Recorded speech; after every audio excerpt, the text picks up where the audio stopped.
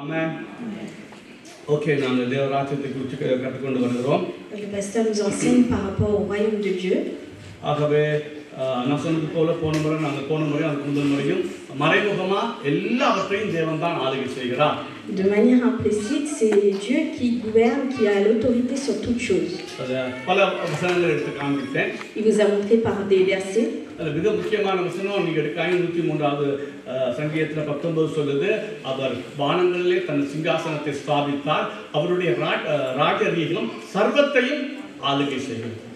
Il est écrit dans le psaume 103, verset 19, l'Éternel a établi son trône dans les cieux et son règne domine sur toutes choses. ஆகவே ஆதியிலே தேவன் வானத்தை பூமி சிருஷ்டித்தா அண்டையிலிருந்து இன்றைக்கு மட்டும் வெளிப்பிரகாரமாய் அல்ல, மறைமுகமாய் அவருடைய சித்தத்தை தவிர வேற ஒன்றும் இந்த உலகத்தில் நடக்கிறது. Au commencement, Dieu a créé les cieux et la terre, et jusqu'à aujourd'hui, de manière implicite, c'est lui qui a l'autorité. இப்போ நாங்கள் அது ரெண்டு முறை பார்த்துட்டோம், அது போதும். On l'a vu déjà 2 fois, donc on va s'arrêter là. பிறகு காலங்கள் வரும் பொழுது இன்னும் அதிகம் படிக்கணும்னா படிப்போம். Si Dieu le permet, il nous le montrera dans le futur. Okay, இப்போ நான் சொன்னேன் இது உங்களுக்கு பிரயோஜனமாக இருக்கோ இல்லையோ, எனக்கு இது பெரிய ஒரு திருப்பத்தை கொண்டு வருது இந்த படிப்பினை. Le pasteur ne sait pas si c'est utile pour vous ou pas, mais en tout cas c'est un sacré tournant pour le pasteur. ஒரு மாஸ்டர் கீ இருந்தா ஒரு வீட்டில் எல்லா கதவுகளையும் திறக்கலாம். Si on a une clé maître, on peut ouvrir toutes les portes. அதுபோல தேவ ராஜ்யத்தை குறித்த அறிவு இருந்தால், si on a la connaissance sur le royaume de Dieu, Bible படிக்கிறதே வித்தியாசமா இருக்கும். alors quand on lit la Bible, c'est différent. தேவ ராஜ்யத்தை குறித்து தெரியாது விட்டால் ரட்சிக்கப்படல போகும் நான் சொல்ல வரல. Je ne parle pas par rapport au salut. அநேக நன்மைகளை இழந்து போகும். Mais on va perdre pas mal de bénédictions. பழைய ஏற்பாட்டையும் புதிய ஏற்பாடு படிக்கிறதுல பல காரியங்கள் எங்களுக்கு விளங்காது. Et quand on lit le Nouveau Testament ou l'Ancien Testament, on ne peut pas tout comprendre. இந்த பைபிள் முழுவதையும் இணைச்சி வச்சிருக்கிறது இந்த தேவராஜ்யம் தான். Si les 2 testaments sont réunis ensemble, c'est par rapport au royaume de Dieu.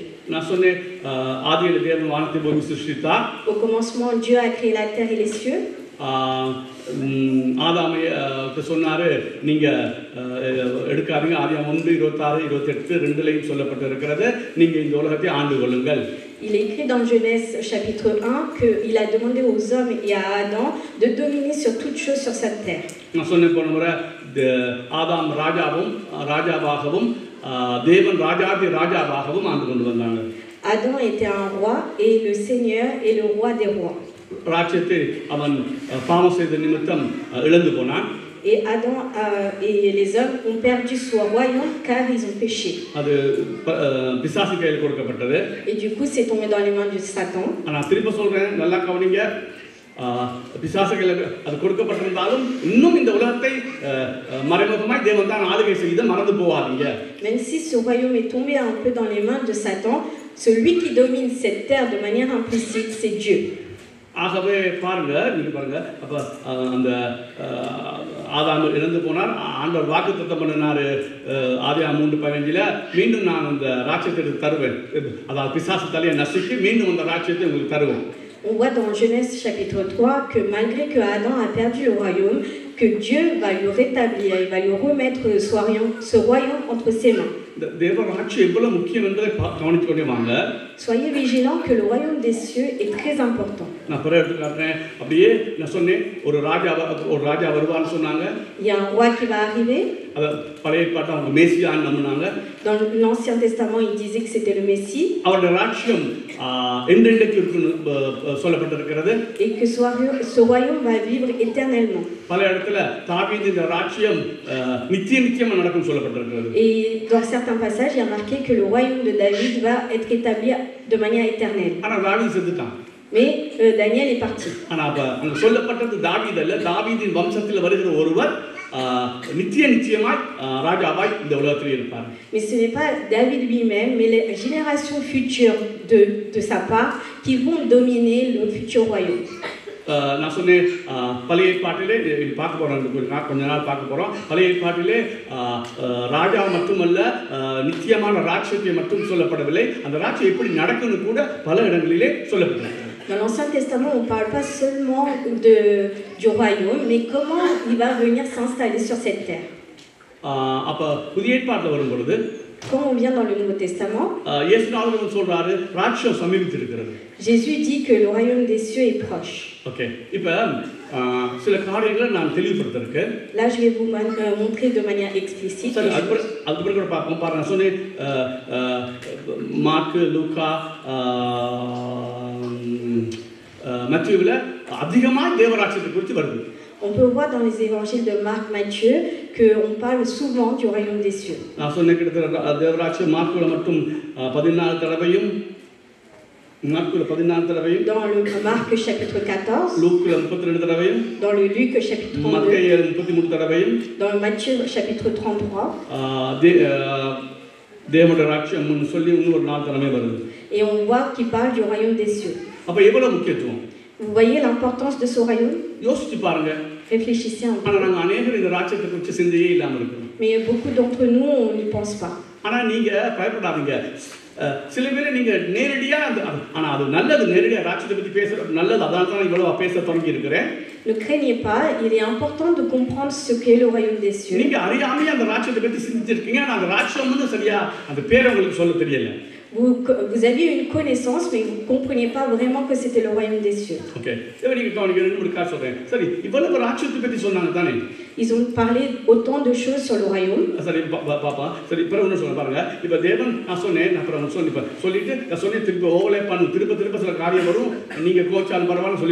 Il y a certaines choses que je suis obligée de répéter pour pouvoir vous expliquer clairement. தேவ ராஜ்யம் சொல்லப்பட்டு இயேசுநாதர் பேசுறாரு. தேவ ராஜ்யம் இப்ப வந்துருச்சு. Dans la Bible, il nous est parlé du royaume des cieux. On nous dit qu'il est proche, mais il est déjà là. சொன்னால் 17வது அதிகாரத்துல பிற எடுத்து காண்பிக்கிறேன். தேவ ராஜ்யம் உங்கள் மத்தியில வந்திருக்குது. On peut voir dans le chapitre 15 que le royaume des cieux est déjà présent. எப்படி வந்திருக்குது? Comment il est présent? மத்தேயு 2ல சொல்லப்பட்டிருக்குது யூதருக்கு ராஜா இங்க பிறந்திருக்கிறார். Dans Matthieu chapitre 2 que le royaume le roi des cieux est parmi nous. இயேசுதான் ராஜா. Et ce roi c'est le Seigneur Jésus. அப்ப ராஜா வந்துட்டாரு. Alors le roi il est déjà présent. அப்ப என்ன ராஜ்யம் வந்துருச்சு. Alors le royaume des cieux est déjà là. ராஜாவை ராஜ்யத்தை பிரிக்க முடியாது. On peut pas séparer le roi et le royaume. சரி, இப்ப சொல்றேன். இப்ப கவனிங்க, நான் இப்ப ஒரு காரியம் சொல்லத்தான் பாக்குறேன். சரி, இப்ப ராஜ்யம் வந்துருச்சு. ஆனால் இன்னும் வெளியரங்கமா வரல. Le royaume des cieux est déjà présent, mais il n'est pas présent de manière explicite. இப்ப நீ ஒழுங்கா பைபிளை வாசிச்சா, si vous lisez la Bible correctement, பரலோக ராஜ்யத்தை குறித்து இயேசுநாதர் பேசிக் கொண்டிருக்கிறாரு. On nous parle du royaume des cieux de manière continue. இனி ஒரு காலத்துல ராஜ்யம் வருங்கிறதை இடக்கட சொல்றாரு. Et il en parle aussi qui va s'approcher. உன்னதத்துல இரண்டாவது வருகையிலே தேவனுடைய ராஜ்யம் வெளியரங்கமா இந்த உலகத்திலே நடக்க போகுது. Et lors de l'événement de Jésus-Christ, ce royaume va venir parmi nous. அவர் சத்துருக்கள் எல்லாம், பிசாசு யார சத்துருக்கள் எல்லாம் அகற்றப்பட்டு இங்க தேவராஜ்யம் ஸ்தாபிக்கப்படும். Le Satan et les ennemis vont être effacés, détruits de cette terre, et le royaume des cieux va s'établir sur cette terre. இயேசுநாதர் சிங்காசனத்தில் வீற்றிருந்து ஆளுகை செய்வார்.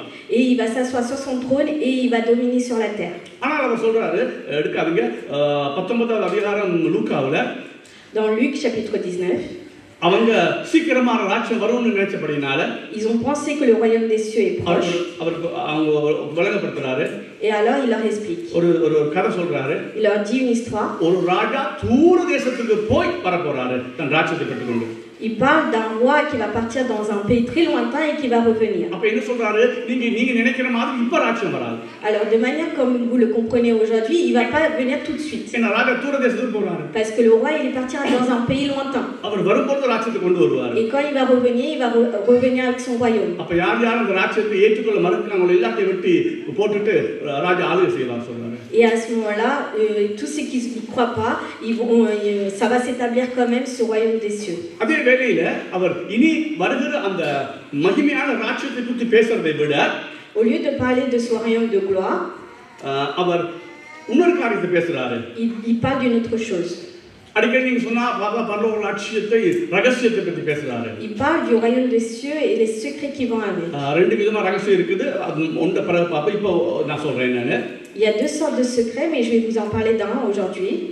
இப்போ அதாவது இந்த ரகசியம் சொல்றதை விட இப்போ இவர் இனி வருகிற ராட்சியத்தை பேசுற அதே வேளையில En même temps qu'il parle du royaume des cieux qui est proche, தான் வந்தபோது ராட்சியம் இப்ப வந்துருச்சு. mais en même temps qu'il était présent sur cette terre, le royaume était avec lui. ஆனா அது முடிவுக்கு வரல. Mais il n'est pas venu de manière complète. என்ன சொன்னா தொடங்கிருச்சு. Il a commencé, mais il n'est pas complet. முடிவுக்கு வரல. இல்லாட்டி எங்க படம் பார்க்குற பாசையில் சொன்னா கிளைமேக்ஸ் ஆகல. Il n'est pas venu à son accomplissement. Climax வந்து இயேசு அது வரும் பொழுது தான் வரும். Son accomplissement arrivera quand le roi viendra avec. அப்ப இப்ப புதிய ஏற்பாட்டுல அதாவது இயேசுவின் வருகைக்கும் அந்த இரண்டாவது வருகைக்கு இடைப்பட்ட இடத்துல ராட்சியம் எப்படி இருக்கும் தான் பல இடங்களிலே தேவன் சொல்லிக்கொண்டே வரார். Dans le Nouveau Testament, இயேசு நான் சொல்லிக்கொண்டு வரார். Dans le Nouveau Testament, on voit que Jésus-Christ parle du royaume qui est proche et celui qui va arriver avec l'avènement de Jésus-Christ. அது எப்படி இருக்கும்? Comment il va être? அதுல எப்படி வாழணும்? Comment on va y vivre? அதுல எப்படி நாம வல்லமையாய் ஊழியம் செய்யணும்? Et comment on va dominer sur toute chose. அப்ப அந்த ரெண்டுக்கு இடைப்பட்ட காலத்தையும் அதிகமா பேசுறாரு. Et il en parle du temps, la période qu'il y a entre ces deux-là. ஆனா ஒரு சில இடத்துல சொல்றாரு இந்த ராட்சியம் முடிவுல வரும் பொழுது மகிமையா வரும், பிதாவின் மகிமை பொருந்தியவரா நான் வருவேன். Mais quand il va revenir Jésus-Christ lors de son avènement, alors ce royaume il sera glorifié. பாருங்க அப்ப வந்த வரைக்கும் தான் நான் சொன்னேன் அந்த 21 22 வெளிப்படுத்தல் சொல்லுது. Dans Apocalypse chapitre 21-22, அது ஒரு பக்கம் 11ஆம் அதிகாரம் வெளிப்படுத்தல் சொல்லப்பட்டிருக்குது. எல்லா ராட்சியமும் தேவ ராட்சியமா மாறுது, கிறிஸ்துவின் ராட்சியமா மாறுது. Et de même, il y a écrit dans Apocalypse chapitre 11 que sur tout royaume, Dieu va dominer sur ces deux royaumes. பழைய ஏற்பாட்டை உண்மையா படிச்சிருந்தா நாங்க தியங்க தேவையில்லை. Si nous avons bien lu le Nouveau Testament, on n'a pas besoin d'avoir peur. நான் சொன்னேன் ஒரு கல் பேர்ந்து வருது, கையால் பேர்க்கப்படாத ஒரு கல் விழுந்து வருது. Il y a une sorte de pierre précieuse qui est loin. இந்த ராட்சியத்தெல்லாம் உடைக்குது. Et cette pierre va tout casser. முழு உலகத்தை நிரப்புது. Et ça va remplir toute cette terre. அதான் அங்க சொல்லி இருக்கு தேவ ராட்சியம் கிறிஸ்துவின் ராட்சியமாகும். Et c'est une comparaison par rapport au royaume des cieux qui va venir. அவன் சொல்ற கடை பாருங்க, தொடக்கத்துல ஒரு ராட்சியத்தை பத்தி பேசணும். ஆரம்பத்திலேயே ஆதாம் ஏவாள் ஆளுகை செய்றாங்க ஒரு ராட்சியம். Dans l'Ancien Testament, on voit que Adam et Ève dominent sur un royaume. அவங்க இழந்து போனாங்க அத. Et ils l'ont perdu. அது திருப்பி தருவேன் என்ற வாக்குத்தத்தம் பழைய ஏற்பாடு முழுவதும் அதுதான் வாக்குத்தத்தம். Mais dans le Nouveau Testament, Dieu a promis qu'il va nous redonner ce royaume. இயேசு வரும்போது அந்த நாள் வந்துருச்சுன்னு சொல்றாரு. Il dit même que Jésus a ramené ce royaume quand il est arrivé sur cette terre. அந்த சமீபமானது சொன்னா சமீபம் அல்ல, அது வந்துருச்சு அதான் அர்த்தம். கிரேக்கில் எடுத்தா சமீபமானது வந்துருச்சு. Quand on parle du royaume qui est proche, il est déjà présent parmi nous. ஆனா இன்னும் கிளைமேக்ஸ் வரல. Mais il n'est pas à son accomplissement. அதுக்கு இடையில தேவராட்சியத்தை எப்படி வாழணும்ங்கறது தான் அந்த உவமைகள் எல்லாம் சொல்லுது. விசேஷமா மத்தேயு 13 முழுவதும் அத தான் சொல்லுது. Mais on voit dans le Nouveau Testament qu'il y a une période avant d'atteindre ce royaume dans son accomplissement et comment on doit s'y préparer et comment on doit être prêt. Lors de l'avènement de Jésus-Christ, ceux qui ne voient pas ou qui n'ont pas de tristesse, pas de malédiction, où on ne pêche plus, où on aura une paix immense, et où la domination de Dieu sera parmi nous. Je ne sais pas combien d'entre nous va atterrir au paradis, mais le royaume de Dieu va venir sur cette terre. Si je vous dis ces choses-là en résumé. ஆதியாகமத்திலிருந்து வெளிப்படுத்துற சுவிசேஷம் வரைக்கும் இந்த ராஜ்யத்தை பற்றி தான் பேசிக் கொண்டு வருது. On voit depuis le Nouveau Testament jusqu'à l'Ancien Testament, depuis le début jusqu'à l'avant, on parle que du royaume des cieux. கவனிங்க. Faites attention. இயேசு மரித்தார். Jésus est mort. Et pourquoi? இந்த ராஜ்யத்தை பற்றி தரதான். Par rapport à ce royaume des cieux. இப்படி கவனிங்க. Je vous dis d'une autre manière. இயேசுநாதர் வரும்போது சொன்ன வசனம் இதுதான். மனம் திரும்புங்கள், தேவராஜ்யம் சமீபமாயிட்டு. பழைய ஏற்பாட்டில் சொன்ன அந்த தேவராஜ்யம் இந்த வந்துருச்சு உனக்குள்ள. Quand Jésus-Christ parle dans le Nouveau Testament, il dit repentez-vous, le royaume des cieux est proche.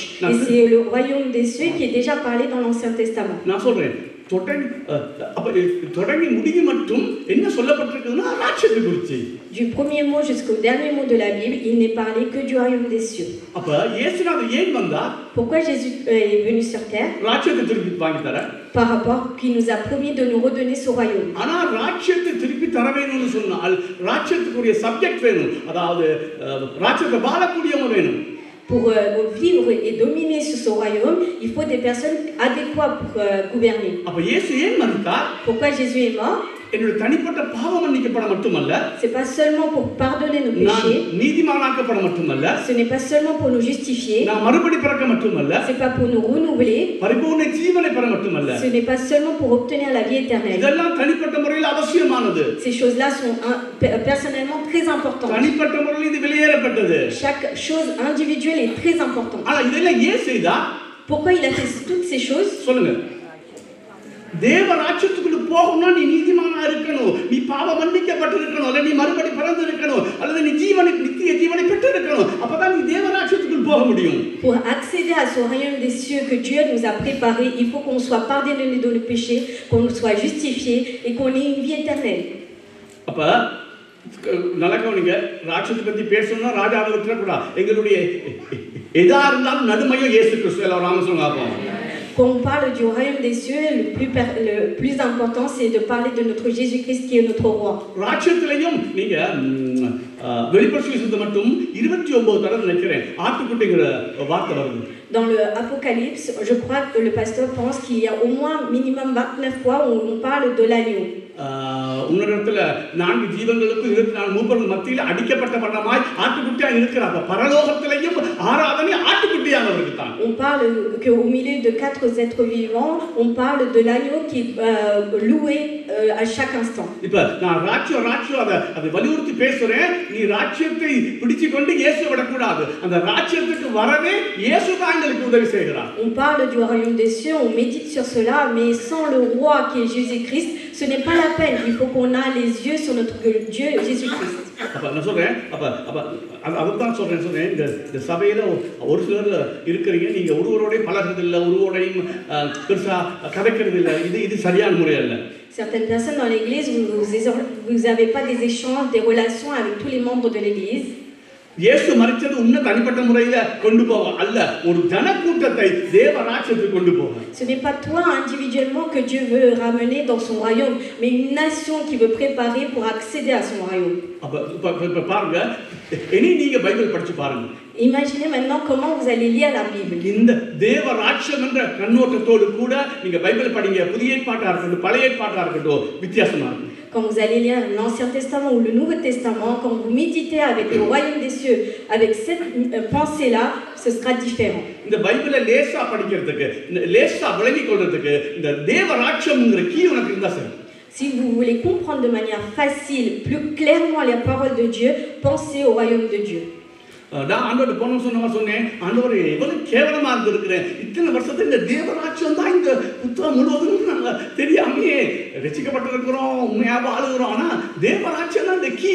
இந்த தேவராஜ்யத்தை ஸ்தாபிக்கத்தான் இயேசுவே வந்தார். நம்ம உணராம இருந்திருக்கோமே ஆண்டவரே. Le pasteur regrette aujourd'hui qu'il n'a pas pensé au royaume des cieux à ce niveau-là pour pouvoir méditer sa parole entièrement, alors que nous avons été sauvés depuis des années.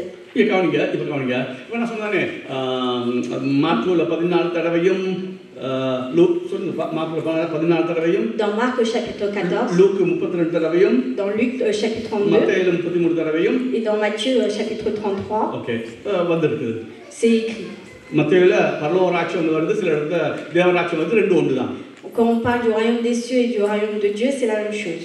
அப்ப தேவன் சரி ஒரு பாருங்க, ஒரு சராசரியா சொல்றேன், தேவன் இதைத்தான் சொல்ல வந்தாருங்கிறத காட்ட சில வசனங்களை வாசிக்கணும். கரெக்டா வாசிக்க தான் தெரியும்.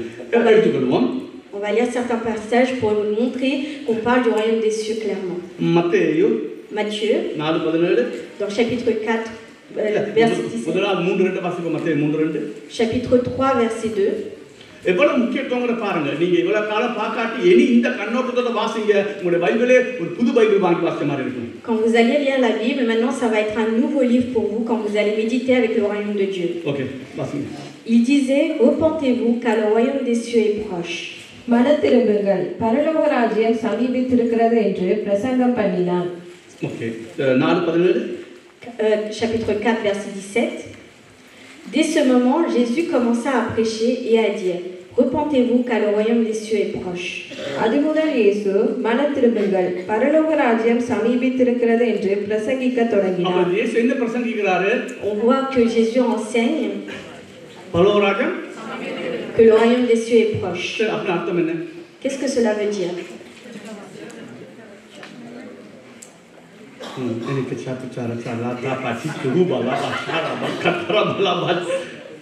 என்ன சொல்ல வர Qu'est-ce que vous essayez de dire? என்ன வந்துருச்சு? அது அது அதான் எங்க வந்துருச்சு? உங்களுக்கு வந்துருச்சு. அது என்ன ராஜ்யம்? அது அது எங்க சொல்லப்பட்டிருக்கு? பழைய ஏற்பாட்டுல. On parle du royaume des cieux qui est déjà écrit dans l'Ancien Testament, mais il est déjà présent parmi nous. அடிச்சு பேசி கொண்டு இருக்கிறேன். சரி, அது பாப்பா. On verra plus tard. Attendez un peu. Faites attention à la parole. நீங்க என்ன கவனிங்க சொல்றேன். நீங்க யாரா இருந்தாலும் சரி, பைபிளை படிக்கும்போது இது முதல் கேட்டவனுக்கு எப்படி விளங்கி இருக்கும்னு யோசிச்சுட்டு தான் உனக்கு அதை டிரான்ஸ்லேட் பண்ணி உனக்கு கொண்டு வரணும். Quand vous lisez la parole de Dieu, vous devez traduire par rapport à vous. முதலாவது அதான் சொன்னேன், நீங்க வெளிப்பட சுவிசேஷம் நீங்க படிக்கிறது எல்லாமே முழு தப்பு. Que vous lisez le livre d'Apocalypse, c'est un tort. வெளிப்பட சுவிசேஷம் எப்ப எழுதப்பட்டது? இன்றைக்கு அந்திகிறிஸ்து வரத பத்தி நான் சொல்லிக்கிறேன். C'est quand il a écrit l'Apocalypse et par rapport à l'avènement de Jésus. C'est pour qui a été écrit le livre d'Apocalypse? C'est écrit pour les sept. Pour qui c'est écrit? Et c'est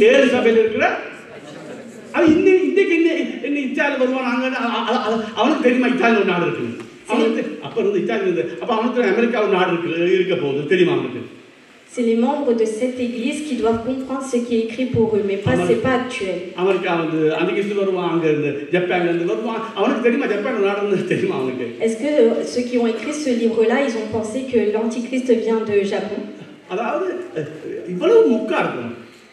அவனுக்கு முதல் எழுதினவனுக்கு விளங்கணும் என்னன்னு, அதுக்கப்புறம் தான் எனக்கு அது என்னன்னு எடுக்கணும். En fait, il faut quand on lit la Bible, il faut comprendre qui l'a écrit, pour qui il l'a écrit, et se le retraduire pour soi-même. முதல் எழுதினவனுக்கு விளங்கணும். அதுக்கு பிறகு நாங்க இப்ப புதிய ஏற்பாட்டை படிச்சிட்டு முதல் எழுதுறதுக்கு என்ன விளங்குதுன்னு விளங்கிட்டு அதுல இருந்து ஆவிக்குரிய காரியத்தை நாம எடுக்கணும். இதுதான் பைபிள் ஸ்டடி செய்யறது, பைபிளை படிக்கிறது. Quand on médite la parole de Dieu, la Bible, on essaye de comprendre celui qui a écrit, pourquoi il écrit à son temps, et maintenant le retraduire pour nous-mêmes, pour la vie actuelle. இன்னைக்கு ஒரு சிப்பை போட்டுட்டா காணும். அப்ப அவனுக்கு தெரியுமா இந்த chip வருது? என்ன படிக்கிறோம் நாம? Il faut pas tout mélanger. அப்ப அவனுக்கு தெரியுமா சிப்பெல்லாம் வரும்? அப்படியே அவன் யோசிப்பான், அவன் அப்படியே அதை படிக்க முடியும் யோசிப்பான். Celui qui a écrit la Bible à l'époque ne savait pas ce qui va se passer aujourd'hui. முதலாவது அவனுக்கு என்ன விளங்குன்னு பாரு, அதுக்கு பிறகு நீ அடுத்தது எடுப்போம். முதல் அவனுக்கு என்ன விளங்குச்சு அதை பாரு. Il faut comprendre ce que la personne qui a écrit ces paroles-là, ce qu'il a compris, et le retraduire pour soi-même. இன்னைக்கு இருக்க பிரச்சனை தான். இப்ப இயேசுனால வாராரு, Jésus arrive. அதுல முதலாவது அவர் யாரு? யோவான் வாராரு, Jean-Baptiste arrive. மனம் திரும்புங்க. Il dit repentez-vous. தேவராஜ்யம் வந்துருச்சு. Que le royaume des cieux est proche. இது யாருக்கு சொல்லப்பட்டது? C'est pour qui cela est dit? முதலாவது நூற்றாண்டில் இருக்கிற யூதர்களுக்கு. C'est écrit pour les Juifs qui vivaient dans les premiers 100 ans. சரியா இல்லையா? Oui. புறஜாதிக்கு சொன்னது. C'est dit pour les étrangers? Non. இயேசுனாவே யாருக்கு போய் பிரசங்கம் பண்ணி கொண்டிருந்தாரு? Jésus enseignait pour les Juifs. யோவான் யாருக்கு பிரசங்கம் பண்ணி கொண்டிருந்தாரு? புறஜாதி மக்களுக்கா? Jean-Baptiste enseignait pour les étrangers? Non. இல்ல, யாருக்கு பிரசங்கம்? அப்ப நீங்க யோசிக்கணும். அதான் யோசிக்கணும். Maintenant soyez vigilants. ஆபிரகாம் எடுத்தார் ஆண்டவர். Il a pris Abraham. ஒரு ஒரு தேசமா மாத்தினாரு, ஒரு ஒரு ஒரு ராஜ்யத்தை உருவாக்கினார் அவருக்கு. Il a créé une nation avec Abraham. அவங்க இஸ்ரேல்ல வாழ்ந்தாங்க. Ils ont vécu en Israël. தாவீது ராஜா சவுலை விட்டுட்டு தாவீது ராஜா தொடங்குவாங்க. தாவீது ராஜா அரசனா இருந்தாரு. David était le roi. இப்ப இவங்களுக்கு வாக்குத்தத்தம் கொடுத்து கொண்டே வரப்பட்டது. Dieu leur a donné des promesses. இஸ்ரவேலை நான் நல்லா கவனிங்க, அந்த நேரத்தில் இஸ்ரவேல் பிழையா விளங்கிக் கொள்ளலாம். Les Israélites pouvaient mal comprendre. இன்னைக்கு நாங்க அப்படி பிழையா விளங்க தேவையில்லை. Mais nous aujourd'hui on n'a pas besoin de mal comprendre. அது அந்த காலத்துல தெளிவா சொல்லுது, எபிரேய 1:1 பங்கு பங்காகவும் வகை வகையாகவும் தீர்க்கதரிசியின் மூலமாய் பிதாக்களுக்கு திருவுள்ளப்பட்ட தேவன் இன்னைக்கு குமாரன் மூலமா திருவுள்ளப்பட்டிருக்கிறார். Dans Hébreux chapitre 1:1, c'est écrit clairement que chaque chose a été séparée et expliquée de manière différente. அவங்க முழுவதுமா சொல்லப்படவில்லை. Ces prophéties, c'est écrit de manière explicite. பங்கு பங்கா கொஞ்சம் கொஞ்சம் சொல்லி இருக்காங்க. Ils ont dit des morceaux, pardon. இன்னைக்கு இயேசு கிறிஸ்து மூலமா திருவுள்ளப்பட்டனா முடிஞ்சது, ஃபைனல் ஸ்டேஜ் முடிஞ்சது. இப்ப இனி அதை மாற்ற முடியாது. அப்போஸ்தலர் எழுதின இந்த புத்தகங்களையும் இயேசுவினுடைய புத்தகங்களையும் தவிர இனி ஒரு வெளிப்பாடுகள் இல்லை. Mais dans le Nouveau Testament, par Jésus et dans les actes des apôtres, les choses c'est écrit clairement et il n'y a rien qui va changer. அதனால தான் பழைய ஏற்பாட்டில் அவங்க விலகி கொண்ட விதம் சிலது முழுமையாக இருக்கிறது. விலை சொல்ல மாட்டேன், முழுமையாக இல்லை. Dans l'Ancien Testament, les gens qui ont vécu ne pouvaient pas comprendre les choses de manière complète. இப்போ உதாரணத்துக்கு இரண்டாவது வருகையில் இயேசுட முதலாவது வருகையும் தேவன் கலந்து தான் இருந்தார். À l'époque, les choses étaient mélangées par rapport au premier événement où Jésus-Christ est arrivé et le deuxième événement. அன்றைக்கு அவங்களுக்கு அது தெரியல. Mais ça, le peuple ne l'a pas compris à l'époque. இன்னைக்கு நாம சொல்ல முடியாது. Mais aujourd'hui, nous, nous ne pouvons pas dire cela. ரெண்டு உதாரணம் எடுக்கிறேன். Je vais vous prendre deux exemples. 11 இருக்கு, எசாயா 11. Prenez Ésaïe chapitre 11. ரெண்டை சேர்த்து எழுதியிருக்காங்க. இன்னைக்கு நாங்க பிரிச்சு பார்க்கலாம். ஆனா அவங்களால பிரிச்சு பார்க்குற அளவுக்கு அவங்களுக்கு வெளிப்பாடு கொடுக்கப்படவில்லை. Aujourd'hui, nous, on peut différencier les deux événements, mais nous, on peut voir clairement, mais pas à l'époque. Verset 1. 6 மட்டும் வாசிப்போம். ஆனால் தமிழில் வாசிப்போம். நீங்கள் கூட வாசிக்கிறதெல்லாம் நீங்கள் ஃப்ரெண்ட்ஸில் வாசிங்க, அங்கே பாருங்க. தமிழில் வாசிப்போம். 11 1-6 வாசிங்க. Du chapitre 11, verset 1 à 6, on va le lire seulement en tamil.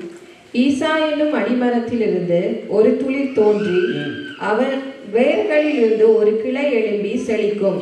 ஞானத்தையும் உணர்வையும் அருளும் ஆவியும், ஆலோசனையும் பலனையும் அருளும் ஆவியும், அறிவையும் கர்த்தருக்கு பயப்படுகிற பயத்தையும் அருளும் ஆவியும் ஆகிய கர்த்தருடைய ஆவியானவர் அவர் மேல் தங்கியிருப்பார். முதலாவது வருகையில் அப்படி இருந்ததா இல்லையா? Au premier avènement de Jésus, est-ce que cela a été créé? Oui. Il y avait. L'esprit de l'Éternel était proposé. கர்த்தருக்கு பயப்படுதல் அவருக்கு உகந்த வாசனையாய் இருக்கும். இங்க இருக்கும்போது அவர் கர்த்தருக்கு பயப்பட்டு வந்தாரா? Quand Jésus est venu, il avait la crainte de l'Éternel. அவர் தமது கண் கண்டபடி நியாயம் தீர்க்காமலும் தமது காது கேட்டபடி தீர்ப்பு செய்யாமலும் நீதியின்படி ஏழைகளை நியாயம் விசாரித்து யதார்த்தத்தின்படி பூமியில் உள்ள சிறுமையானவர்களுக்கு தீர்ப்பு செய்து பூமியை தமது வாக்கின் கோலால் அடித்து தமது வாயின் சுவாசத்தால் துன்மார்க்கரை சங்கரிப்பார். பூமியை தமது வாக்கின் கோலால் அடித்து தமது வாயின் சுவாசத்தால் துன்மார்க்கரை சங்கரிப்பார். அப்படி செஞ்சாரா? Est-ce qu'il a prononcé avec droiture sur les malheureux de la terre? Il frappa la terre de sa parole comme d'une verge, et du souffle de ses lèvres, il fera mourir le méchant. Est-ce qu'il a fait cela? Non. C'est quoi qui va réaliser cela?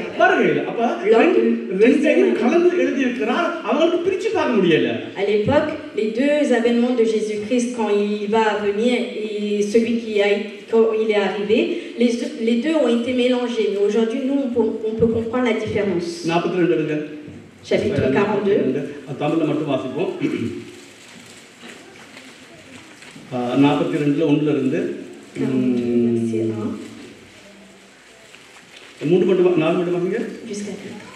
இதோ நான் ஆதரிக்கிற என் தாசன், நான் தெரிந்து கொண்டவரும் என் ஆத்துமாவுக்கு பிரியமானவரும் இவரே. என் ஆவியை அவர் மேல் அமர பண்ணினேன். அவர் புறஜாதிகளுக்கு நியாயத்தை வெளிப்படுத்துவார். அவர் கூக்குரலிடவும் மாட்டார். தம்முடைய சத்தத்தை உயர்த்தவும் அதை வீதியிலே கேட்கவும் பண்ணவும் மாட்டார். அவர் நெறிந்த நாணலை மொழியாமலும் மங்கியறிகிற திரியை அணையாமலும் நியாயத்தை உண்மையாக வெளிப்படுத்துவார். அவர் நியாயத்தை பூமியிலே நிலைப்படுத்தும் மட்டும் இலக்கரிப்பதும் இல்லை, பதறுவதும் இல்லை. அவருடைய வேதத்துக்கு தீவுகள் காத்திருக்கும். வானங்களை சிருஷ்டித்து அவைகளை விரித்து பூமியையும் அதிலே உற்பத்தியாய் இருக்கிறவைகளையும் பரப்பினவரும் அதில் இருக்கிற ஜனத்துக்கு சுவாசத்தையும் அதில் சொன்னான்னு பார்ப்போம். சரி, அப்ப பழைய ஏற்பாட்டில் என்ன பிரச்சனைனா ரெண்டு காரியத்தை உதாரணத்துக்கு சொன்னேன். முதலாவது வருகையையும் இரண்டாவது வருகையையும் சேர்த்தே எழுதியிருந்தாங்க. Dans l'Ancien Testament, l'avènement de Jésus la première fois et celui qui va arriver ont été écrits ensemble. Okay, சரி, எழுதியிருந்தாங்க. ரைட். இப்போ அதே போல தான் De même, இப்போ தேவ ராஜ்யம் இருக்குதானே, le royaume des cieux, பழைய ஏற்பாட்டை நீங்க வாசித்தால் si on le lit dans l'Ancien Testament, தேவ ராஜ்யம் வருகிறதுக்கும் que le royaume des cieux est proche. நான் சொன்னேன் முதலாவது வருகைக்கும் இரண்டாவது வருகைக்கும் எவ்வளவோ இடைவெளி இருக்குது. On voit qu'il y a une grosse différence entre l'avènement de Jésus quand il est arrivé et celui où il va venir une deuxième fois. ஆனா அது தெளிவா எழுதப்படவில்லை பழைய ஏற்பாட்டில். Mais dans l'Ancien Testament, on ne parle pas de cette période. இப்போ எங்களுக்கு ஈஸியா இருக்கு. Mais aujourd'hui, pour nous, c'est plus facile. ஏன்னா சம்பவம் நடந்து முடிச்சிட்டு. Parce que l'avènement de la première fois est déjà passé. அதே போல De même, பழைய ஏற்பாட்டில் dans l'Ancien Testament, இந்த தேவ ராஜ்யம் இருக்குதானே, le royaume des cieux, அது எழுதப்பட்டிருக்கிறத அதை நீங்க வாசிச்சு பார்த்தால், si on lisait cela, அந்த தேவ ராஜ்யம் வரும் பொழுது quand il va arriver, என்ன சொல்றது, பிரம்மாண்டமா வரும். il viendra de manière magnifique. தேவன் என்ன செய்வாரு, அநீதி உள்ளவர்களை அழிச்சிடுவாரு, நீதி உள்ளவர்களை வச்சிருப்பாரு. Il viendra de manière explicite et il va détruire les méchants et il va venir dominer sur cette terre. ராஜாவா மேசியா ஆளுகை செய்வாரு. Il va dominer sur cette terre en tant que roi des rois, sur cette terre en tant que Messie. புறஜாதி எல்லாம் தாழ்த்தப்படுவாங்க. Et tous les étrangers vont être touchés. எருசலேமிலே இயேசு யூதருக்கு ராஜாவை ஆளுகை செய்வார். Il va gouverner sur les Juifs en tant que roi. இப்படி இவங்க யோசிச்சு வச்சிருந்தாங்க. Ils ont pensé comme ça. கவனிங்க. இப்ப இப்படி இருக்குது. இப்ப இவங்க தாவீது ராஜ்யம் நல்லா இருந்தது, அப்ப நல்லா வாழ்ந்தாங்க. தாவீது ராஜ்யம் quand ils étaient au temps du roi David, ils ont bien vécu. இப்ப போக போக ராஜ்யம் கீழாகி கீழாகி கீழாகி ஒரு தாங்கள் பெரிய ஒரு ராஜ்யம் மாதிரி இருக்கிறது. Ils ont perdu de cet éclat et ils ne vivaient pas vraiment dans un royaume. பார்த்தா இப்ப அடிமைத்தனத்துல பாபிலோனுக்கு போயாச்சு. முதல் பார்த்தா சிரியாவில் அடிமைத்தனம், இப்ப பார்த்தா பாபிலோன்ல அடிமைத்தனம். Ils sont devenus comme des esclaves à Syrie ou à Babylone. அப்ப இவங்களுக்கு எங்களுக்கு கொடுத்த வாக்குத்தத்தம் என்னாச்சு? Ils ont pensé, ils ont réfléchi que qu'est-ce sont devenues les promesses que Dieu a données. மேசியா வருவான்னு சொன்னாங்களே. Ils ont dit que Messie va venir.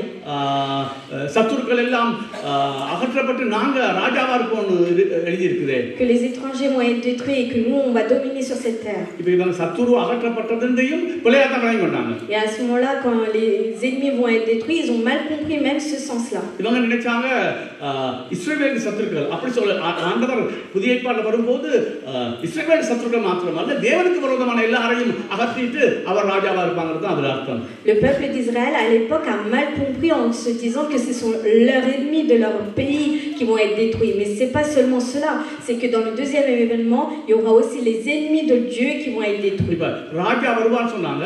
Ils ont dit qu'un roi va venir. மத்தேயு 2 பார்க்கிற ராஜா வந்தாச்சுன்னு சொல்றாங்க. Dans Matthieu chapitre 2, on voit que le roi est déjà présent. இப்ப கவனிங்க, அது மாத்திரமல்ல மக்கள் அது பாபிலோன்ல இருந்து விடுதலை அடைஞ்சாங்க. Ils ont été libérés de Babylone. பிறகு திரும்ப வந்து எங்க மக்காபாய் காலத்துல Macabénia. ஒரு 100 வருஷம் இவங்க தனி ஆட்சி செஞ்சாங்க. யாருக்கும் கீழே இல்லாம தாங்களே தனி ஆட்சி செஞ்சாங்க. Pendant 100 ans, ils ont dominé de manière libre. அப்ப அவங்க நினைச்சாங்க சரி இனி ராஜ்யம் வந்துட்டு போல இருக்குன்னு. Ils ont cru à ce moment-là que le royaume des cieux était là. அங்கேயும் வரல. Mais c'était pas à ce moment-là. ரோமர் வந்து திருப்பி இவங்களை அடிமைத்தனத்துக்கு உட்படுத்தினாங்க. Ensuite les Romains sont venus les mettre en tant que esclaves. இப்ப அந்த 400 வருஷம் இடைப்பட்ட காலத்திலே பல புத்தகங்கள் எழுதப்பட்டது. Mais il y a pas mal de livres qui ont été écrits pendant les 400 ans qui les séparent. ஆனா அது எதுவுமே பைபிள் எடுத்துக்கொள்ள பழைய ஏற்பாட்டு Bible எடுத்துக்கொள்ளப்படவில்லை. Mais ces livres-là n'ont pas été mis dans l'Ancien Testament dans la Bible. அப்ப அவங்க என்ன நினைச்சாங்கன்னா, ils ont pensé à quoi à ce moment-là? இந்த ராஜா வரும் பொழுது quand le roi est arrivé, யோவேல் தீர்க்க சொல்லப்பட்ட அந்த யாவர் மேலும் ஆவி ஊற்றுவேன்ங்கிறது நடைபெறும். Que quand le prophète Joël a dit que l'esprit de Dieu va se révéler sur tout le monde.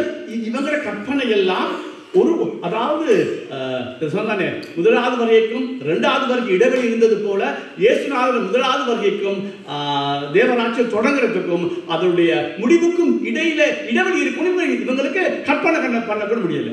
Le peuple d'Israël n'a pas pu voir clairement qu'il y a une grosse période qui va différencier entre le premier avènement de Jésus quand il est venu sur terre et le deuxième avènement quand il va venir pour venir dominer. இப்ப இயேசுநாதர் பிறக்கிற காலத்திலே யூதர் மக்கள் மத்தியில மிகப்பெரிய அளவுல மேசியா வருவார்னு ஒரு எதிர்பார்ப்பு இருந்தது. Au temps de Jésus, quand il est venu sur terre, les Juifs pensaient réellement qu'ils allaient dominer la terre. இப்ப அடிமைத்தனத்தில் இருக்கிறோம். Alors qu'ils étaient esclaves. மேசியா வருவாரு.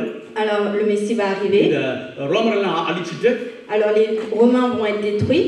எங்களுக்கு தாவீது இருந்தது போல நாங்க இந்த உலகத்திலே மிகப்பெரிய ஜனங்களா இருப்போம். Comme à l'époque de David, nous on va gouverner cette terre. இப்ப அவங்கள பொறுத்தமட்டில் பரிசுத்த ஆவியை ஊற்றுறதும் தேவராட்சியம் வருகிறது அவங்க ஒண்ணுதான் நினைச்சாங்க. À l'époque, ils pensaient que c'était la même chose que l'avènement qui va arriver et qui va s'installer sur cette terre. C'est pour ça que quand Jésus est arrivé sur terre, ils se sont collés à lui. Mais ils ont compris qu'il n'était pas comme le Messie.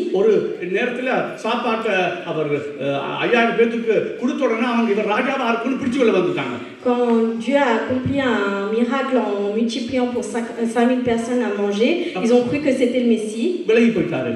Mais ils sont séparés de lui après.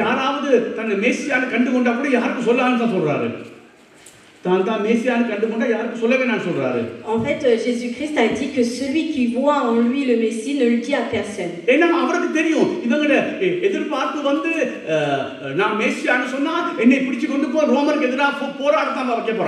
En fait, si le peuple d'Israël comprend que c'est lui le Messie, alors ils vont se révolter contre les Romains.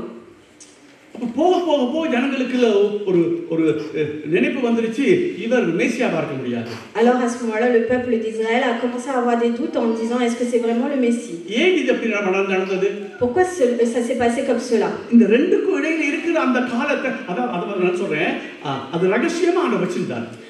Jésus a gardé ça, Dieu a gardé ça comme un secret.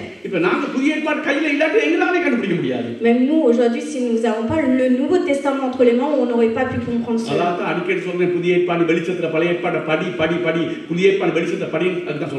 C'est pour cela que je vous répète plusieurs fois en vous disant que vous devez lire l'Ancien Testament à la lumière du Nouveau Testament. Je vais vous donner un exemple.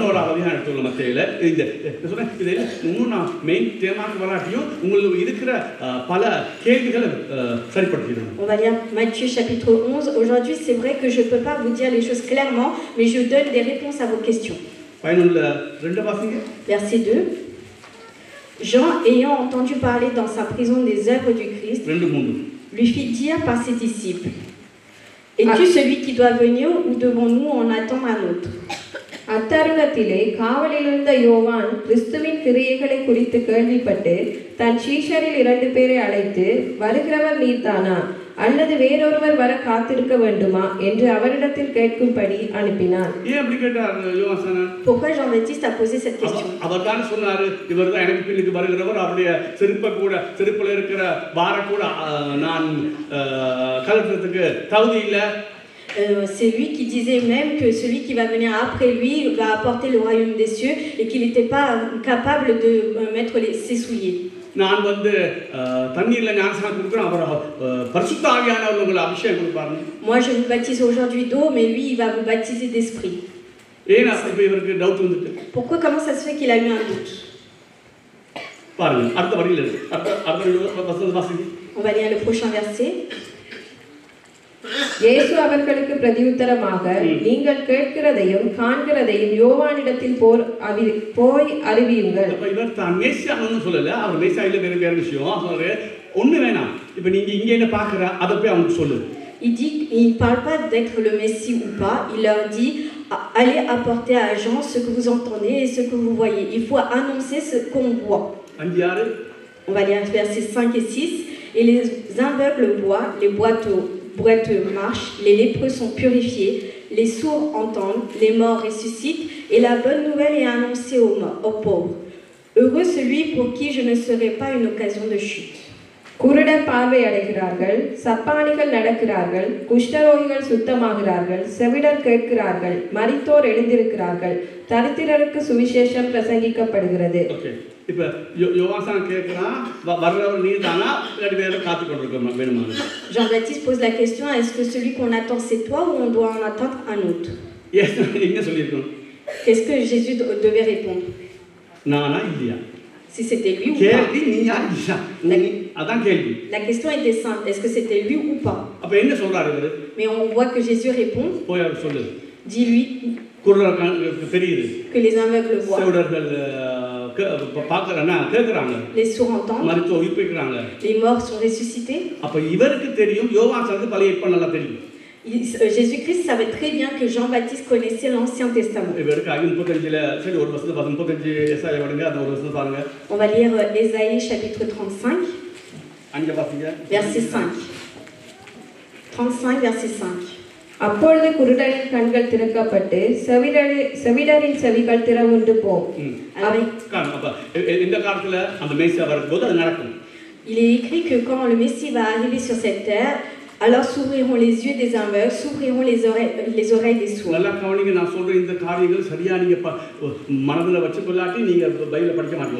Si vous n'écoutez pas clairement ce que je vous dis et vous ne le gardez pas dans votre tête, vous ne pourrez pas comprendre les paroles clairement. Pourquoi Jean-Baptiste a posé cette question? Pourquoi il a commencé à avoir des doutes? Sa théologie à l'époque, c'était quoi? Il n'avait pas le Nouveau Testament entre les mains. Ce qu'il a lu, lui, que quand le Messie va arriver, que les yeux des aveugles vont s'ouvrir, que les oreilles des sourds vont s'ouvrir, que les morts vont ressusciter. C'est pour ça qu'à l'époque, il ne pouvait pas différencier les deux événements. மேசியா ராஜ்யத்தை தொடங்குவாரு, பிறகு தூர தேசத்துல தான் போய் திருப்பி வந்து எடுப்பார். நியாயமான இடைவெளி இருக்குது அவருடைய கிளைமேக்ஸ், அதாவது உலக ரீதியாக ராட்சம் வரன்னு சொல்லி எங்கேயும் நீங்க பார்க்க முடியாது. On ne pouvait pas différencier que le Messie va arriver dans un premier temps et qu'ensuite il va quitter le roi va partir dans un pays lointain pour revenir et accomplir complètement son royaume. Pourquoi il a posé cette question? Parce qu'il comprend que le Messie est déjà là. Alors qu'est-ce qui doit se passer ensuite?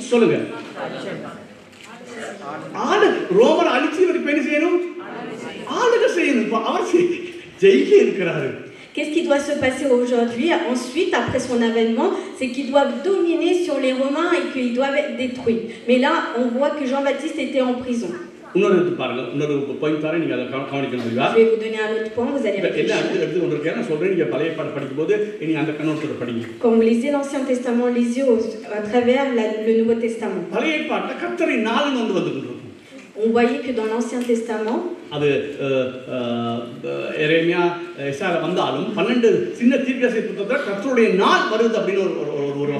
il est écrit que les prophètes parlaient qu'il y a un jour où le Messie va arriver. அது என்ன சொல்லுதாங்க, அந்த கர்த்தருடைய நாளில கர்த்தருடைய எதிரிகள் எல்லாம் சிறைப்படுவாங்க, நீதியாக வாழ்றவங்க, அதாவது இஸ்ரவேல்ல நீதியாக வாழ்றவங்க அவங்க ரட்சிக்கப்படுவாங்க. அப்படியே தொடர்ச்சி எழுதப்பட்டிருக்கிறது. On parle d'un jour spécifique où le Messie va arriver, alors les ennemis vont être détruits et à ce moment-là ils vont être bénis. அப்ப கவனிங்க, இப்போ இத அங்கேயும் ரெண்டா பிரிச்சு இல்ல.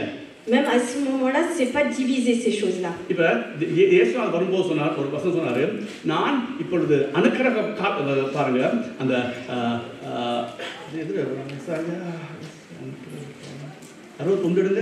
On va prendre Ésaïe chapitre 61. பாருங்க, வாசிங்க ஒன்றுல இருந்து தமிழ்ல மட்டும் வாசிங்க, நேரம் போய் பண்ணிக்குது. ஒன்றுல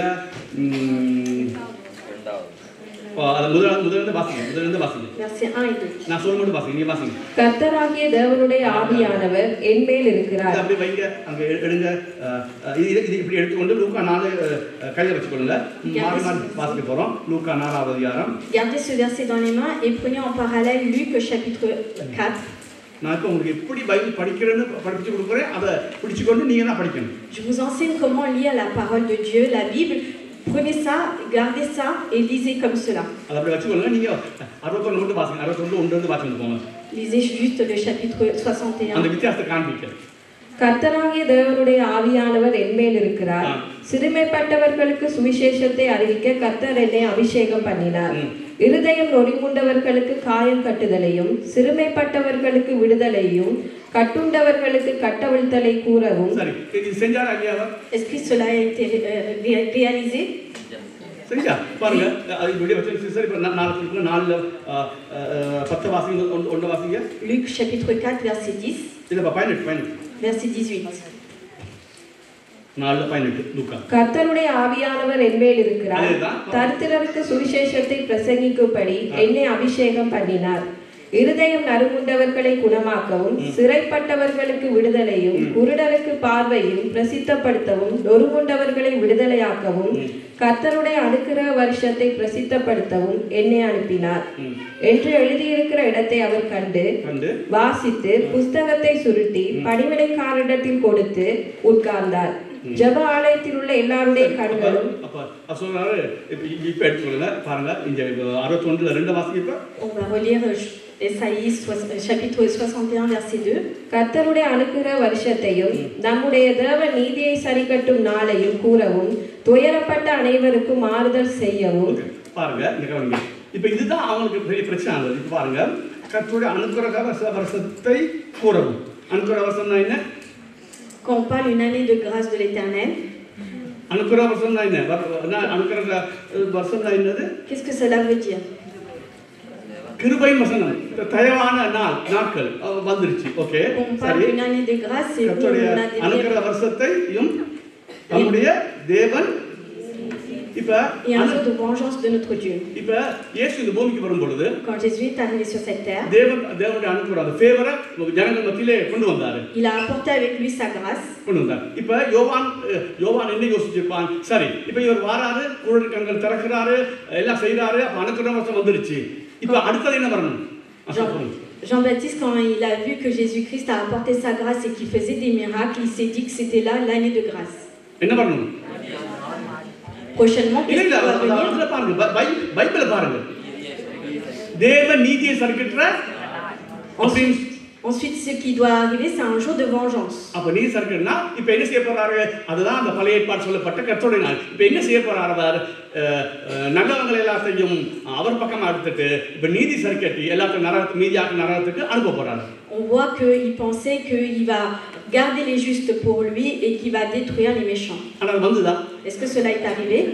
இல்ல. புதிய ஏற்பாட்டுல கூட இந்த பாருங்க, 4:18 வாசிங்க, 18:19 வாசிங்க. Verset 19. Pour proclamer aux captifs la délivrance et aux aveugles le recouvrement de la vue, pour renvoyer libres les opprimés, pour publier une année de grâce du Seigneur. கர்த்தருடைய அனுக்கிரக வருஷத்தை பிரசித்தப்படுத்தவும். அவருடைய தயவுள்ள வருஷம், அதாவது சுவிசேஷத்தை கேட்கிற அந்த காரியத்தை அவர் சொல்றாரு. Une année de grâce, c'est où on a la bonne nouvelle parmi nous. நொறுங்குண்டவர்களை விடுதலையாக்கவும். 19 என்னை கர்த்தருடைய அனுக்கிரக வருஷத்தை பிரசித்தப்படுத்தவும் என்னை அனுப்பினார் என்று எழுதியிருக்கிற இடத்தை கண்டு. பாருங்க, இப்ப நீதியை அதையே இவ சொல்லல, அது இன்னும் வரல. ஆனா பழைய ஆக்களுக்கு என்ன செய்ய முடியல? Ils ont pas compris que அதை பிரிச்சு பார்க்க தெரியல. அதை பிரிச்சு பார்க்க தெரியல. அப்ப யோவான் சாமி ஏன் இடம்னா, சரி இவர் தான் மேசியா, இவர் கண்களை திறக்கிறாரு, இவர் செவிடர்களை கேட்க பண்ணுகிறாரு, இவர் மருத்துவரை எழுப்ப பண்ணுகிறாரு. On voit qu'ils n'arrivaient pas à différencier les deux événements. Jean-Baptiste, il voyait qu'il faisait des miracles et que les aveugles voyaient. அப்ப மேசியா வந்துட்டாரு. Il pensait que le Messie est arrivé. இப்போ இவர் என்ன செய்யணும்?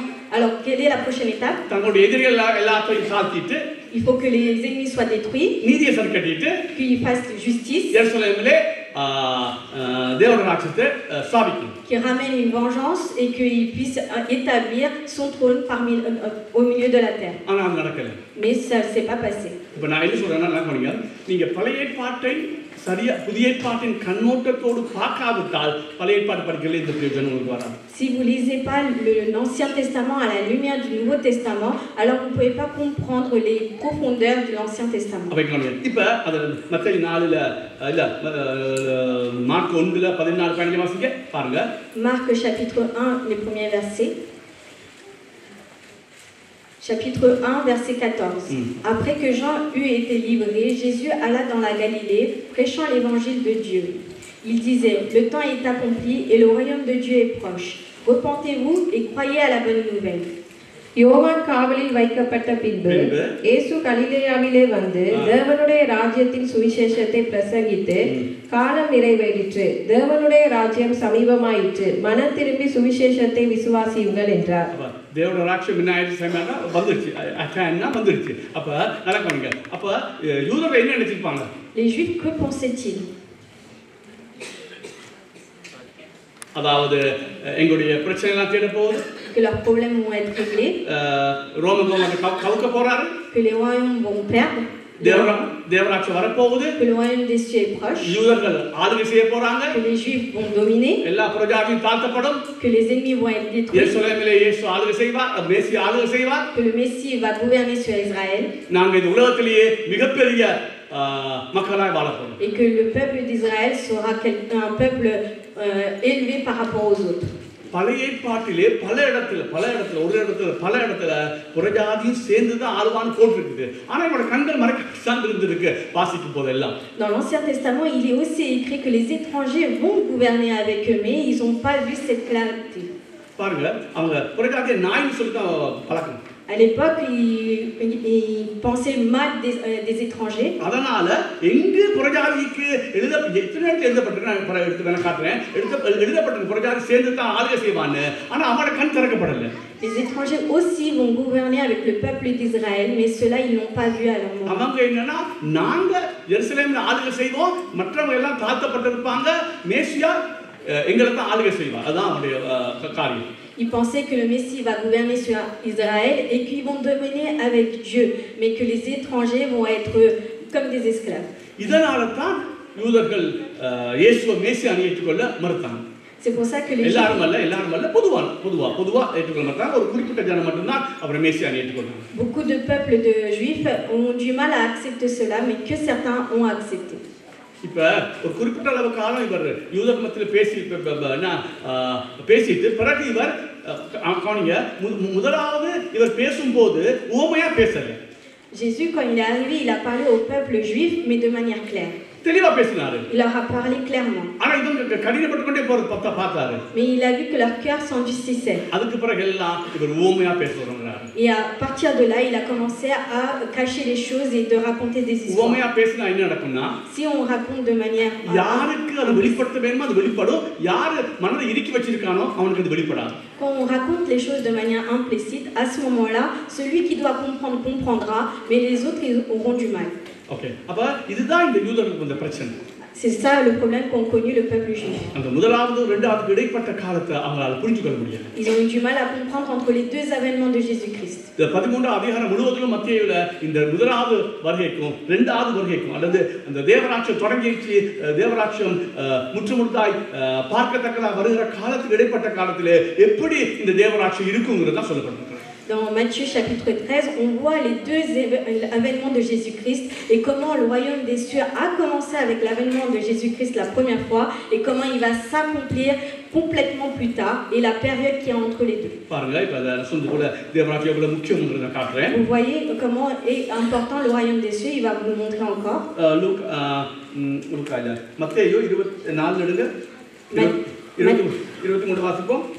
Matthieu chapitre 23. Chapitre 4, verset 23.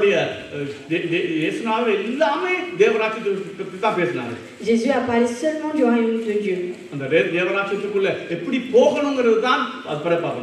Et on verra ensuite comment il y a accédé.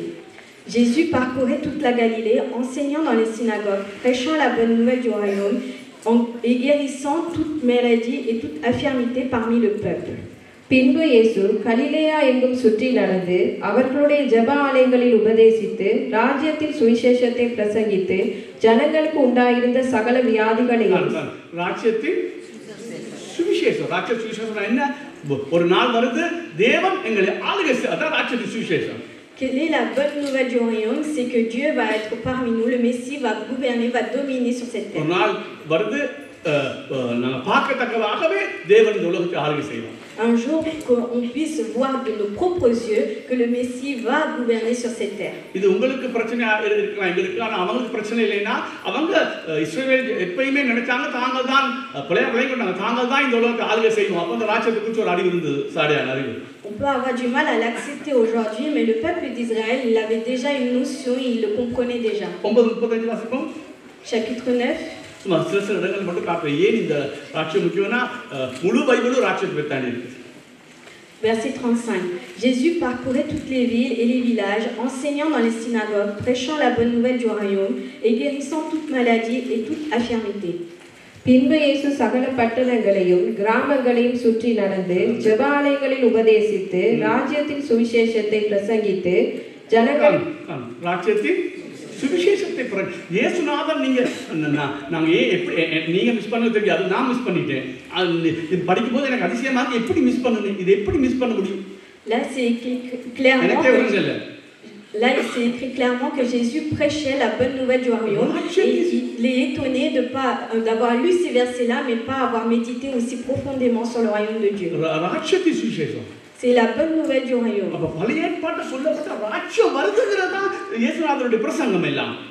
Les prêches de Jésus-Christ étaient que le royaume des cieux qui a été écrit dans l'Ancien Testament était proche.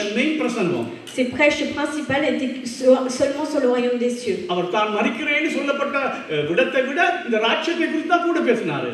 Le fait qu'il ait parlé de sa mort était moindre que sur le royaume de Dieu.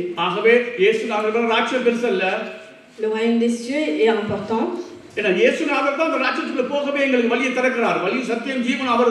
Mais celui qui est encore plus important, c'est Jésus-Christ qui est la vie, le chemin et la vérité. C'est lui qui va être le roi. Alors le centre de ce royaume, c'est Jésus-Christ. Il n'y a pas de doute.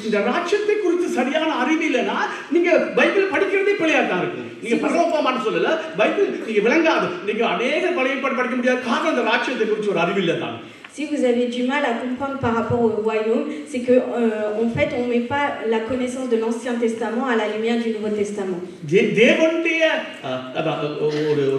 ஒரு பெரிய பரிசுத்தவான் அவர் 40 பேருக்கு நீங்க பயப்படாதீங்க 40 பேருக்கு பேப்பரை கொடுத்து 3 வரியில இயேசுநாதருடைய முக்கியத்துவம் என்னன்னு எழுத சொன்னாங்க. அதுல 3 பேர் தவிர வேற ஒருவரும் தேவனுடைய ராஜ்யம் தான் அவர் முக்கியமா பேசுறதுன்னு எழுதல. Dans une conférence importante, on leur a demandé d'écrire qui est Jésus, qu'est-ce qu'il représente. Et il n'y a que seulement 3 personnes qui ont parlé du royaume de Dieu. Je crois sur les 40 000, même moi, je n'aurais pas écrit sur le royaume de Dieu. Aujourd'hui, oui, je l'aurais écrit.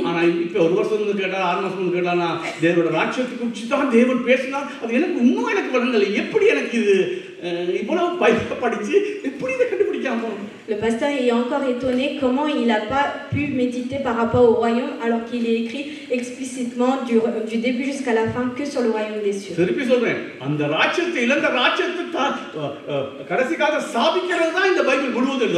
Il est écrit dans cette Bible comment on va récupérer le royaume qu'on a perdu au début.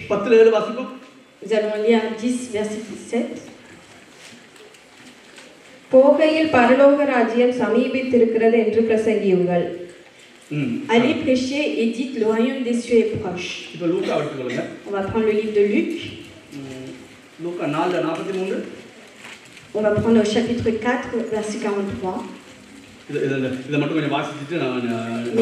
Mais il leur dit, il faut aussi que j'annonce aux autres villes la bonne nouvelle du royaume de Dieu, car c'est pour cela que j'ai été envoyé. அவரோ அவர்களை நோக்கி நான் மற்ற ஊர்களிலும் தேவனுடைய ராஜ்யத்தை குறித்து பிரசங்கிக்க வேண்டும்.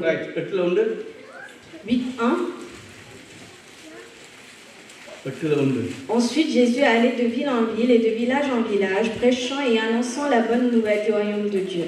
பின்பு அவர் பட்டணங்கள் தோறும் கிராமங்கள் தோறும் பிரயாணம் பண்ணி தேவனுடைய ராஜ்யத்திற்குரிய நற்செய்தியை கூறி பிரசங்கித்து வந்தார். 10:9 இடக்கடை எடுக்கிறேன் கணக்கு இருக்கு 30 மேலுக்கு அவரத்தை எடுக்கிறார் 10:9 Guérissez les malades qui s'y trouveront et dites-leur le royaume de Dieu s'est approché de vous. அவ்விடத்திலுள்ள பிணியாளிகளை சொஸ்தமாக்கி தேவனுடைய ராஜ்யம் உங்களுக்கு சமீபமாய் வந்திருக்கிறது என்று அவர்களுக்கு சொல்லுங்கள். சீசர் சொல்லியிருக்கிறது. சீசருக்கு சொல்லி அனுப்புறது ராஜ்யத்தை பிரசங்கம் பண்ணான். On dit aussi aux disciples de parler par rapport au royaume de Dieu. 16 verset 16. La loi et les prophètes ont subsisté jusqu'à Jean. Depuis lors, le royaume de Dieu est annoncé et chacun use de violence pour y entrer. நியாயப்பிரமாணமும் தீர்க்கதரிசன வாக்கியங்களும் யோவான் வரைக்கும் வழங்கி வந்தது. அது முதல் தேவனுடைய ராஜ்யம் சுவிசேஷமாய் அறிவிக்கப்பட்டு வருகிறது. On va prendre Actes des Apôtres 8 verset 12.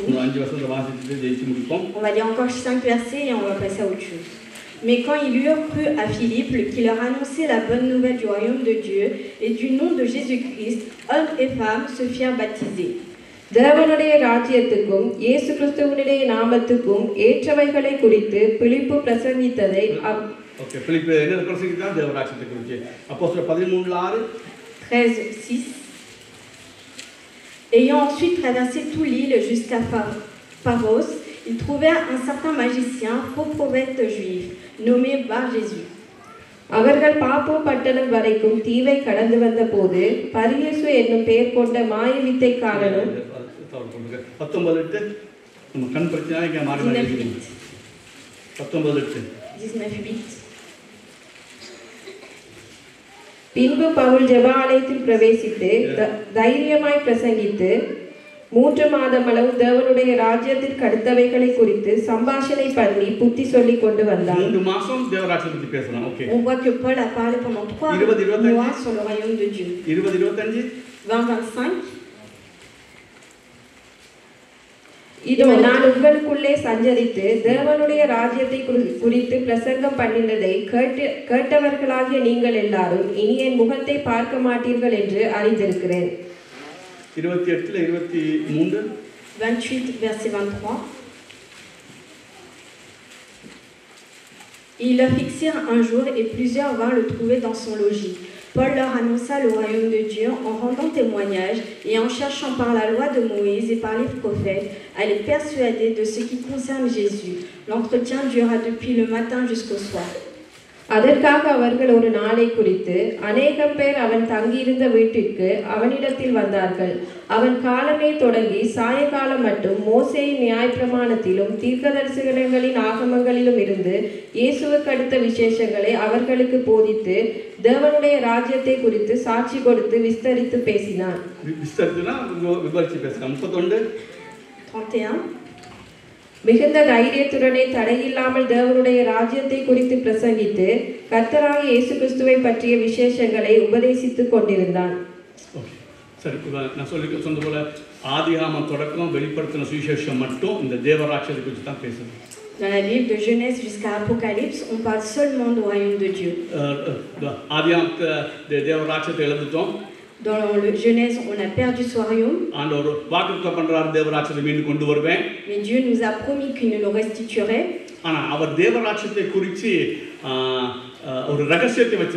Mais par rapport à ce royaume, il avait un secret.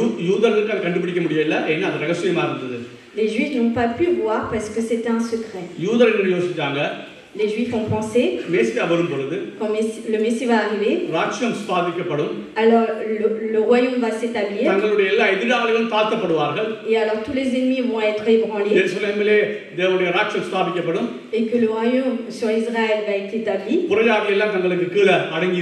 et que les étrangers vont être dominés par eux. இப்போ அவங்க அந்த வருகையிலே கண்கள் குருடர் கண்கள் திறப்பாரு செவிடர்கள் கேட்பாங்க இதெல்லாம் அவங்க நம்பினாங்க. Ils ont cru que les aveugles verront, que les sourds vont entendre.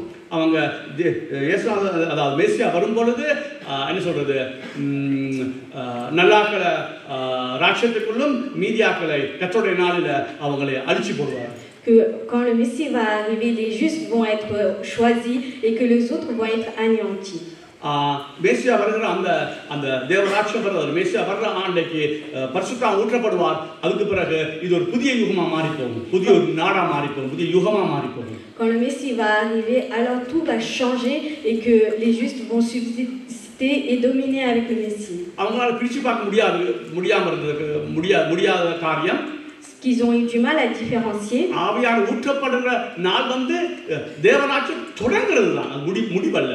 Quand l'Esprit Saint va être établi sur cette terre, c'est juste le commencement. Les yeux verront, les sourds entendront, les morts vont ressusciter. C'est juste le commencement du royaume de Dieu. அந்த தேவராட்சியம் ஸ்தாபிக்கப்படுறதுக்கும் நீதி சர்க்கத்துக்கும் பெரிய இடைவெளி இருக்குது. Mais il y a une grande période qui va être établie pour que le royaume des cieux soit établi et que la justice de Dieu soit faite. யூதர்களுக்கு இதனால தான் இயேசு மேசியாவை ஏற்றுக்கொள்ள முடியல, அவர் சிலுவையில் அறையுங்கன்னு சொன்னாங்க. C'est pour cela que les Juifs ont eu du mal à accepter le Messie et qu'ils l'ont crucifié sur la croix. Mais aujourd'hui, nous comprenons les choses clairement. Okay. அப்ப இயேசு அந்த தேவராட்சியம் சமீபித்ததற்கு சொன்னோனே இவங்களே என்னமெல்லாம் இப்ப இஸ்ரவேல் ஆள போகுது. Quand il parlait que le royaume des cieux est proche, c'est que les Juifs vont dominer, que les Romains vont être détruits, que les étrangers vont être rabaissés, et que le peuple d'Israël va dominer sur cette terre.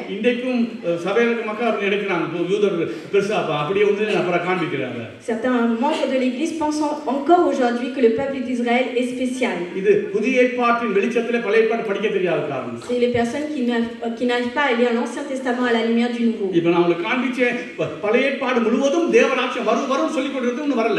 Il est écrit que le royaume des cieux va arriver. Ils l'ont attendu. Mais il n'est pas arrivé comme eux ils l'attendaient. Mais il est arrivé. Il a commencé.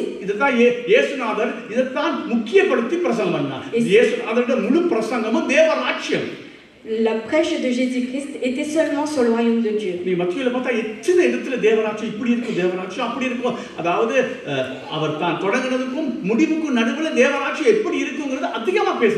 On voit que Jésus-Christ parle clairement du royaume de Dieu entre le premier événement et le deuxième événement et la période qu'il y a entre les deux. Et en même temps, en parallèle, il parle que ce royaume va être établi de manière explicite. Nous, on est sur la période entre les deux événements.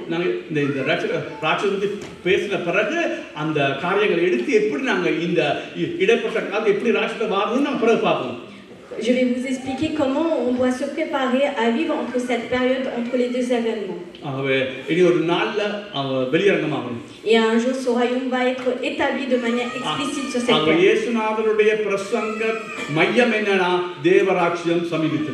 Le sujet principal de Jésus-Christ quand il est venu prêcher, c'était que le royaume de Dieu est proche.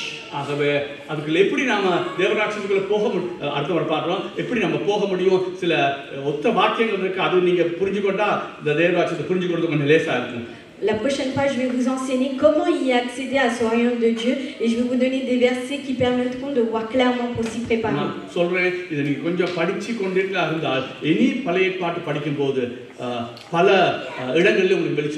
Si vous essayez de lire la parole de Dieu en parallèle de mon enseignement, alors vous allez mieux comprendre l'Ancien Testament.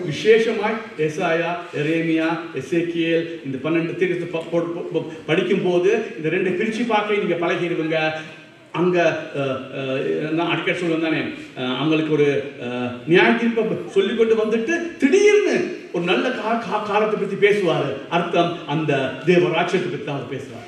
Je vais vous demander de lire dans les prochains jours le livre d'Ésaïe, Ézéchiel et Jérémie pour comprendre ce que c'est entre les deux événements de Jésus-Christ et la période qui s'y prépare et qu'on est maintenant. On va prier. Que Dieu nous donne la connaissance, qu'il nous donne la grâce de mieux comprendre son royaume.